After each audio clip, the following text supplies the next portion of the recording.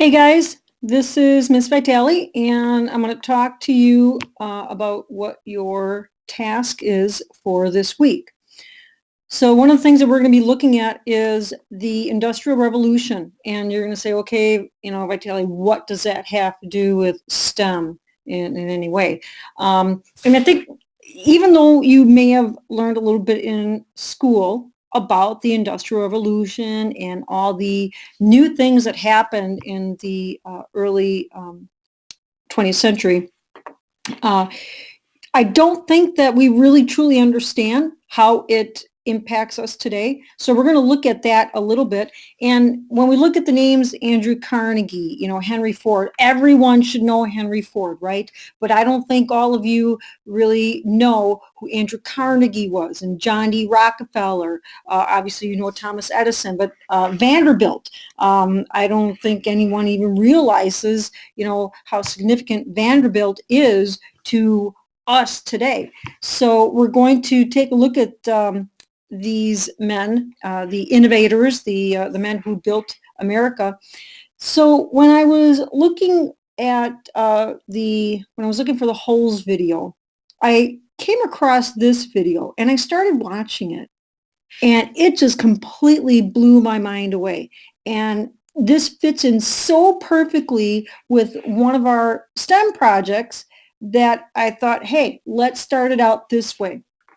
So what you are going to be doing today is you're going to be watching this video, and you're going to have a question worksheet, to go through, and the sub is going to go through with you guys just 2 vocabulary words that I feel is important that you know about.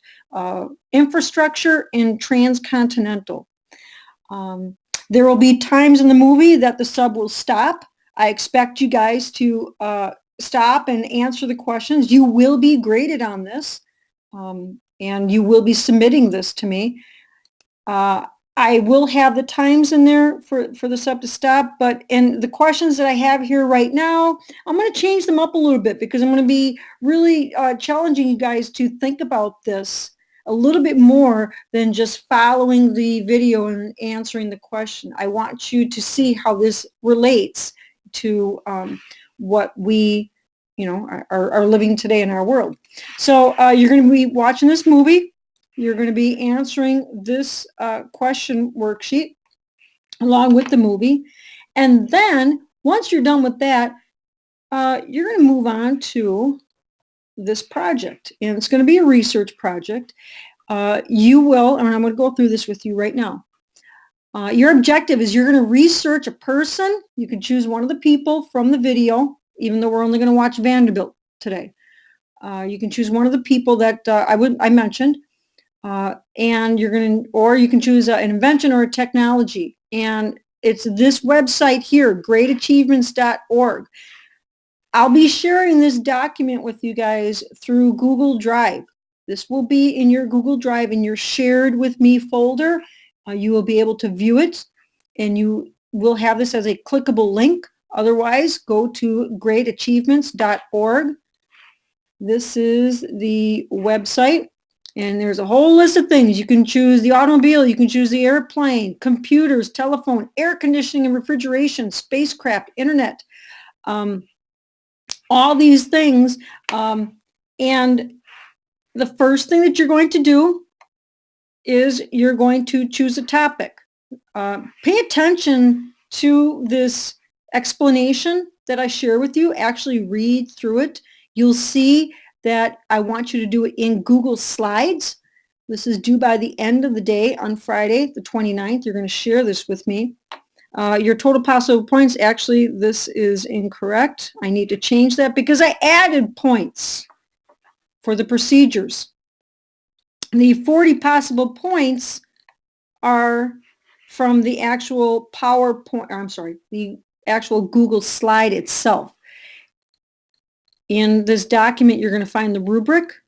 I strongly recommend that you look at it. I know that it looks daunting at first, but really the only category that you should be looking at is number 4, the most points possible, and how you can meet that criteria. So what is it that you need to do for each of these categories to get the highest points possible. I've seen some work from other students in the past, and I have to say I'm a little, I've been disappointed. And we'll talk about how I expect you to create this Google slide. Most important here, pay attention to the topic facts, the topic description, and how the topic has affected modern day life. I'll be paying close attention to those. So back up to this here. So your procedure, the first thing you're going to do is you're going to choose a topic that is of interest to you. You get 2 points for that. You are going to open up a Google Drive Word document. You're going to title it with the topic of your choice, and you're going to share it with me. That alone, doing that action, is 3 points. Then you are going to research your topic. You're going to collect your information in that Google Word doc. That is 25 points. The purpose of that Google Word doc is for you to go, and you can go to this website here, or you can go elsewhere and find your information. But the point is, I don't want you guys copying and pasting whatever you find on the internet into your Google slide presentation. That's not a good presentation. A good presentation is where you research your topic, you take a look at the information, and you sift through it, and you pick out the important things, and then you put it in your own words. And that's what step 3 is all about here. You're going to find reliable, valid, trustworthy information. You're going to look at the rubric. You're going to check back to the rubric. You're going to find the information you need to include in your presentations. Nobody should be looking for pictures right now.